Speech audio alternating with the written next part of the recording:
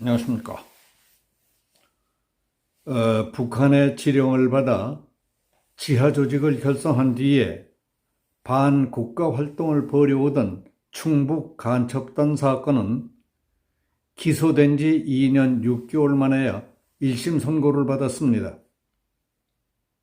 국가보안법 위반 혐의를 받고 있는 충북 동지회 사건 피고인들이 16일 1심 재판에서 중형을 선고받았습니다. 지난 2021년 9월 기소된 지 883일 만입니다.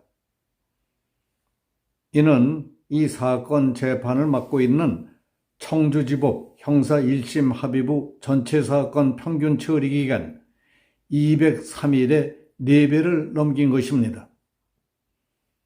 이날 청주지법 형사 11부는 충북 동지회 고문 박모, 부위원장 윤모, 위원장 손모 씨에게 각각 징역 12년을 선고하고 법정 구속했습니다. 박 씨 등은 지난 2017년부터 북한 공작원의 지령을 받아서 지하 조직을 결성한 뒤 충북 지역 인사 60여 명을 포섭하려 했고 국가 기밀 탐지 등 각종 안보 위해 행위를 한 혐의를 받고 있습니다.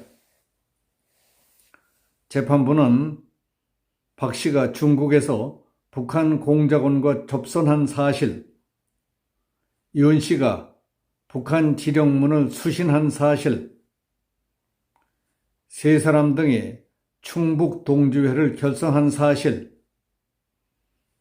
북한 지령문을 수신하고 대북 보고문을 전달한 사실, 북한으로부터 공작금 2만 달러를 수수한 사실 등이 인정된다고 밝혔습니다.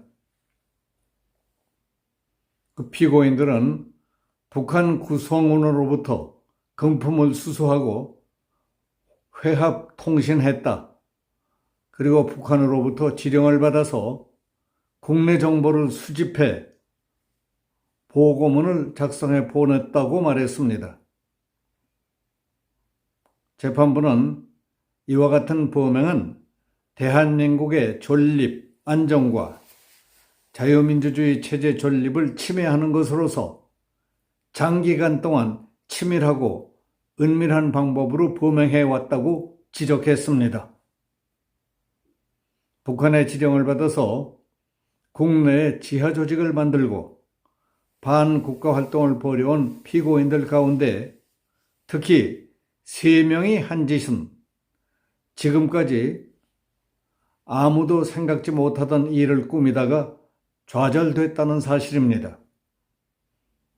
이들은 1심 판결 선고를 이틀 앞둔 지난 14일 유엔의 제3국으로의 망명 지원과 재판 중단을 요청했던 사실이 드러난 것이었습니다. 이 사건 피고인들은 앞서 1심 재판 중에 5차례나 법관 기피 신청을 내면서 2년 5개월째 판결이 나오지 못하게 지연시켜 왔습니다. 그리고 지난달 29일 결심 공판에서 징역 12년 내지 20년을 구형받은 피고인 3명이 16일 판결 선고를 받게 되자 돌연히 망명하겠다고 나섰던 것입니다. 이에 대해서 법조계에서는 국가보안법 위반 사범들이 법을 악용해서 온갖 방법으로 재판을 지체시키는 일이 많았지만은 이와 같은 식으로 망명까지 주장하는 경우는 처음 본다고 말했습니다.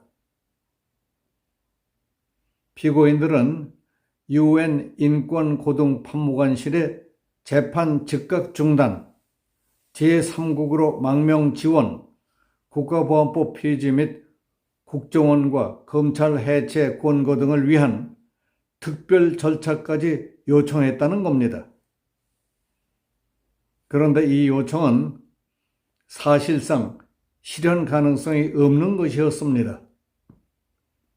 특별 절차는 UN 인권이사회가 진행하게 돼 있는데 주로 중동, 아프리카 등 분쟁 지역과 국가의 인권 상황이나 인신매매, 고문, 여성, 원주민 권리 등 보편적 인권 문제가 조사 대상이기 때문입니다. 특정 국가의 재판에 개입한다거나 합법적으로 설치된 국가기관의 해체를 권고할 수도 없게 되어 있습니다.